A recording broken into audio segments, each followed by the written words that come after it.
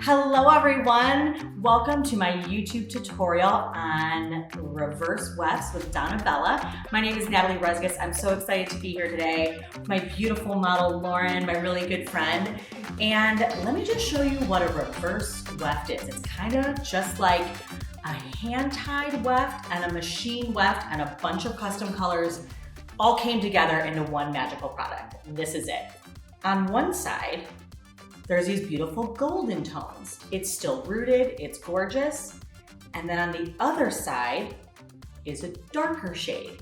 So I can reverse it depending on the seasons, depending on where my client's color is at, and or sometimes we just want some lighter pieces pop through our wefts, and now I don't have to purchase a bunch of different colors. Donna Bella has made it really easy by adding all of this into one weft. This is gonna match, honestly, perfectly. When I took this out of the package and held it up to her hair, we were shocked that we didn't have to do anything. And what's really cool is I actually really feel like these colors are the ones that are mimicking a lot of what I'm seeing behind the chair. All the popular shades that I'm using, these wefts, the reverse wefts, have all of that in there. A lighter side and a darker side. Most people's hair is like that. So when we hold this up, you can really almost not even be able to tell where her hair is and where those wefts are. So this is gonna blend perfectly. I don't need to custom color anything. I can literally go right out of the package into her hair. What do you wanna do with your haircut at the end? I think I've been seeing now like a lot more movement in that. Like I feel extensions in the past I have just kind of hang. Okay. You know, and didn't give me much movement, but now I like been wearing more of braids, some more natural kind of texture, and I just want some movement in body. Okay, that sounds great. And I mean, that's really gonna match with what you have going on in here. I feel like we're gonna fill in, we're gonna add inches, we're adding length, but we're also gonna add a little bit of volume to your hair as your hair grows out. And we're kind of getting rid of some of this like old blonde stuff on the end. I feel like we're also gonna be able to lighten you a little bit. I feel like without highlighting, I mean, today's gonna be like a whole transformation just using hair extensions, truly. Yeah. With your cut, with your inches, and with your color, right? I'm ready. Me too, I'm really excited. Okay, so I have Lauren here sectioned out. I wanted to give you a pro tip and like a little life hack that has changed my life behind the chair. I found this comb that was like curved, right? So you can see kind of the shape of this against my apron, that it's curved, right? And this is a little bit too thick. Like you can see the tip of this, it's a little bit too thick to be using doing my weft work. However, life hack, check this out. I can kind of curve this. And the reason why this works so well is it follows the curve of her head as I'm sectioning. Makes life so much easier. So my idea is to take my comb and I'm just going to bend it slightly.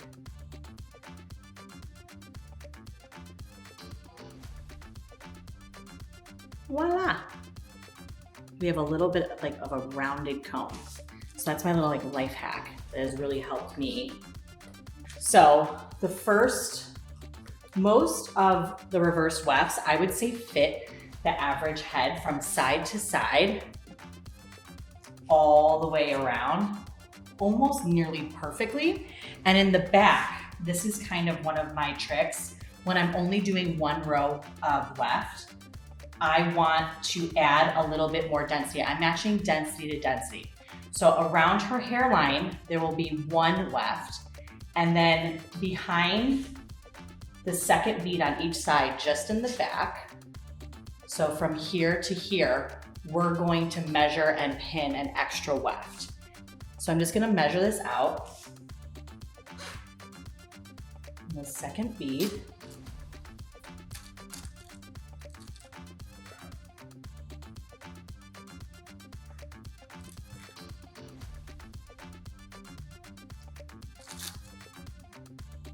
Raise your hand in the comments if you use a million clips doing weft. It's so true though. So true.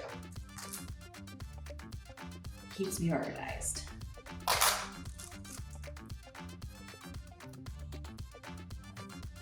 And then as you can see here, there's 1, 2, 3, 4 beads. I'm gonna leave these first 2 beads. You'll also notice my beadwork is a little bit wider of a section, a little bit deeper of a section. Why? Drop it in the comments. What do you think? Why do you think that is? Why? If you said, or if you think it's because these are a hybrid, more of a machine weft, they're a little bit heavier, I wanna make sure that her beaded platform can handle that.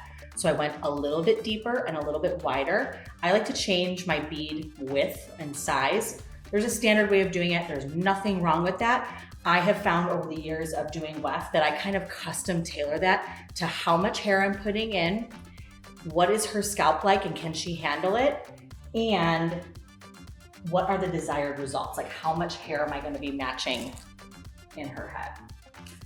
So right here is where that line is. I am going to go a little bit further, just in case things shift, I can always trim it a little bit.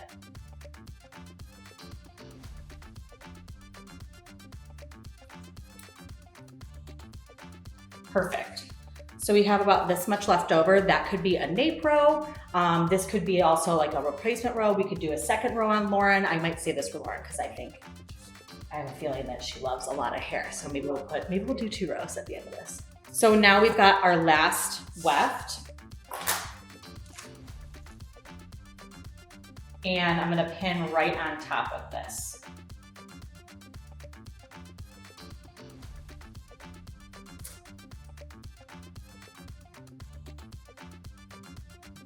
Lining that up with the front.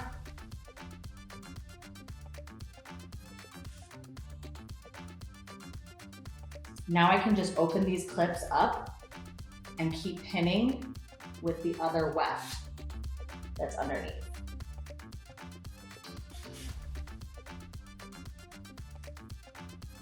And we've got about, I would say, a centimeter left over. So like I said, that this really does fit the average head. It's pretty comparable to what 1 row would be.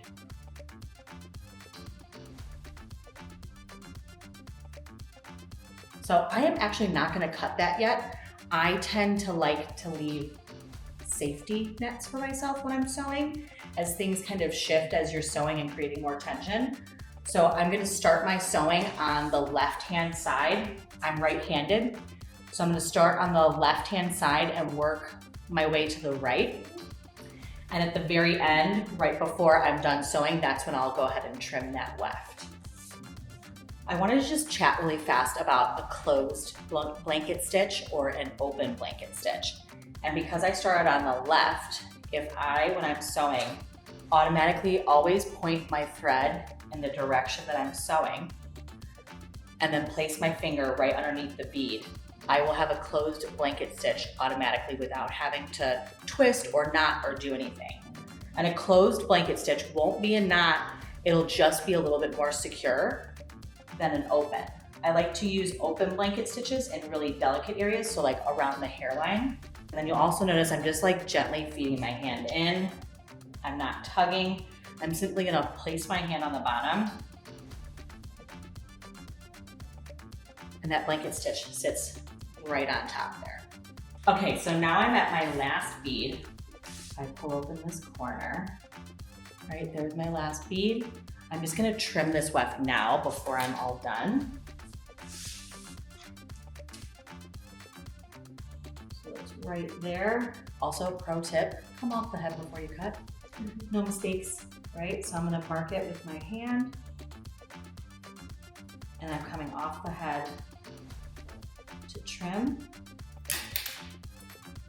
There goes my clip.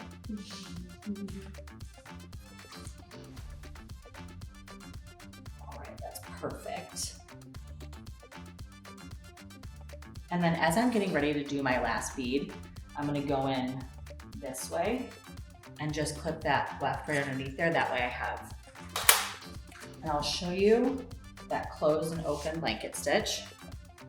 So closed, I'm gonna pull my thread in the direction that I'm going, place my finger underneath, feed my needle in. I like to rest my needle on my finger. That way too, I'm never going to like come up with the needle or get any splits in the hair. If you ever had like splits in your weft as you're sewing, if you feed the needle in too deep, but having my finger there and feeding it right on top of there makes that really, really easy. And then as I kind of get the thread through, then I'm gonna come off. I grab it with my finger And then you'll notice too that I'm gonna pull up into her head, never down, because I want these stitches to live on top of the weft.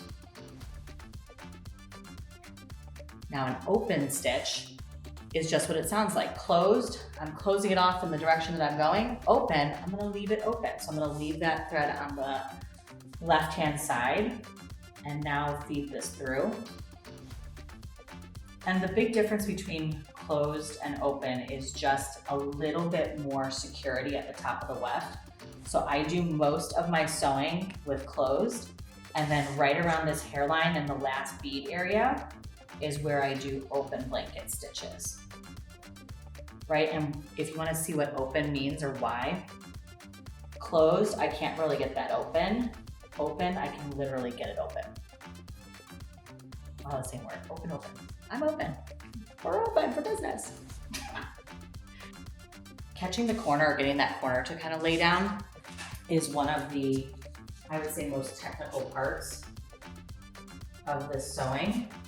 Also with those bigger pockets that I had on her beaded platform, this also gives me a little bit more room in the front.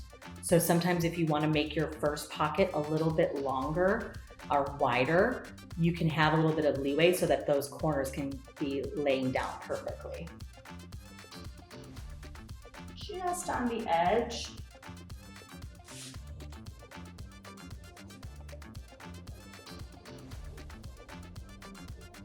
And this one I'm going to feed it really slow. There's just a teeny little bit, so I'm going to do one more stitch. Okay, so I'm ready to do that last stitch, feeding it in nice and slow just to get that corner. There it is. And what I'm really looking for is that it's nice and tacked down. It's not too tight. Her scalp is able to move. This is a really safe place. So I'm going to finish tying this off and then we'll do our final review. Okay, so here's Lauren's hair. I have not cut a thing, and I feel like this color match is so perfect that it literally is making it, here's her natural hair into the weft. I mean, it's literally perfect. I honestly feel like I could do a small amount of blending and like let her walk out. We're gonna do a little bit of some layers. So let's get into that. So let's cut the area that they're gonna be staring at in the mirror first. They're gonna love it. It's gonna feel amazing. Their shoulders come down, they relax a little bit more. And it's honestly just the most visual part, right? This is the wow factor in your blending. Okay, so my signature way to layer around the front is, it's really simple. Hair is hair at the end of the day. Do we curb on the way that we cut hair a little bit with extensions? Yes, but at the end of the day, it's really just about softness and movement. So we can see right here is where her natural hair is. These are where the extensions and the extra inches are. So what we know about cutting hair is that when we elevate things, what does it do? In the comments, elevation equals softness. So if I elevate up off the hair, there are gonna be softer lines. If I pull this down at more of a natural fall, I'm gonna have more strong lines in my haircut. And with Lauren's hair, we're gonna have a Goldilocks moment. I'm gonna go right in between both. So I'm gonna let her natural hair drop out. Pull it out. And then I like to just take a piece and visually mark that with my eyes. So I'm kind of staring right at that area, right around there. And instead of going in right there and cutting the hair, I'm gonna go slightly above it. So I'm gonna go in one more time, slightly above there, raise it up just a little bit, and then I'm just gonna do some really soft slide cutting. I'm gonna be using my shear and opening and closing slightly. I'm not gonna slide and scrape. I'm gonna slide as I'm slowly opening and shutting my shears. Elevate this up. We're gonna go right about here.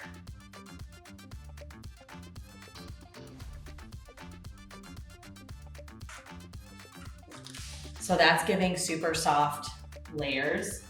Because this hair is blending in, honestly, so well, I think I'm gonna layer a little bit less. I'm gonna do visual layers in the front, but I don't think I'm gonna do very much in the back because it just looks so beautiful. And I know my client, Lauren here, loves to have as thick and long a hair as possible.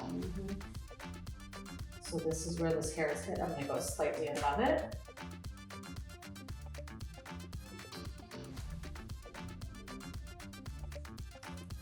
One other little detail sometimes I like to do is come on top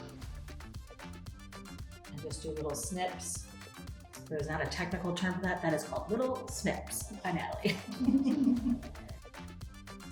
Beautiful. Let's just take a peek at the back. I don't want to add intentional layers because I don't really need to blend anything. If there were more of a shelf here with her natural hair, what I could do, and I just want to show you this technique so you can have it in your tool belt, is I would take pie shape. Ooh, you can see that beautiful left. Check it out. I would take pie shape partings on the head, right? And then again, I know I mentioned this earlier, elevation equals softness. So if I take this and I take my thinning shears and I thin that out at this elevation, it's gonna work, but I'm gonna have to do a lot more passes with that to get it done. Instead, if I elevate up and go in and either chip into this, but if I went in deep with some point cutting or use my thinning shears to go ahead and do it, if I elevate it up and do it, then I like to do a second pass. So then if I movement or over direction also helps with blending out shelves. So I would do one pass straight up off the head at 90, then I'm gonna push it forward, comb it through, and then do one more pass with my thinning shear. Okay, so if I wanted to add a little bit of layers here, I don't even wanna use a comb. I'm gonna use my magic hands. And what I like to do is kind of just look at where her hair moves. And what I'll do is I'll pick up a piece of the weft, shake out her hair, and then just skim ever so slightly along the top. It's kind of like, I guess I would call this maybe the trend of like ghost layers, right? Where I'm not traditionally layering the hair. I'm just visually picking up a couple of pieces so that the weft doesn't lay heavy. Honestly though, I have to give it to the quality of Donna Bella hair because the way Donna Bella hair, because of the way that this weft lays in the head, it really looks and moves like real hair. This doesn't look like a broomstick. It really looks absolutely beautiful. The quality is outstanding.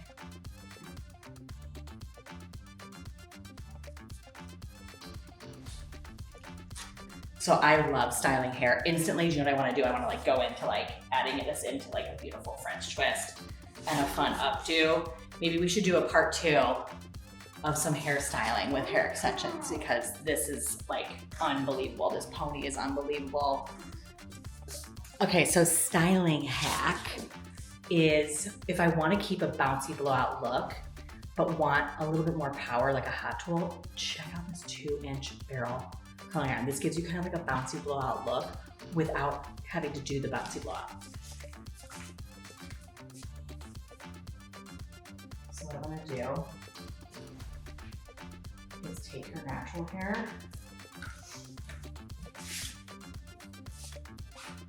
what's one of my favorite words I've been using on this YouTube? Elevate, I'm gonna elevate the hair for elevated hair. And I'm curling this away from her face. Let that sit until I can kind of touch it and feel that it's warm. And right, so you can see that that's kind of matching what her ends are. I really don't want to interrupt. I really love the way that all of this looks. So I'm just gonna take kind of big sections, pull it straight out from the head. The only part that I elevated was that front section so that I can get a little bit more of that strong C shape. And then this I'm just coming out at 90 to style.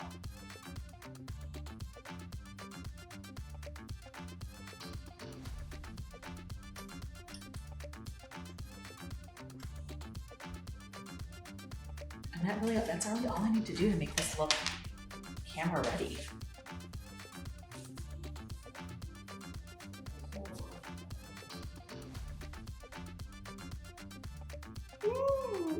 Love styling hair. Fresh new hair extensions. I'm telling you, you ever want a favor from me? Ask me the day I get brand new hair. I guarantee you I'm gonna say yes. Let me around. The reveal. Give them face, Al. I mean, clearly I'm not a model. Yes, you are. We're all models in life. You're beautiful. You look beautiful. Honestly, Al, this looks like you, but enhanced. I know. Truly. I love it. This looks like your hair, but when we're in our Just 20s. elevated. Just elevated. Get it? Exactly. Elevation, our fun word. Yeah, like if we were on one of those like Bravo shows, a little like word on top would be, the word of the day is elevation. Awesome. We're going to take some after photos. Thank you so much for watching. This was great. I really enjoyed it. Go out, get yourself a reverse weft, try out all these colors. They come in amazing shades. And this really just, I mean, you can see how easy this transformation was without using any color and just putting one row weft in. Thanks so much for watching. Bye.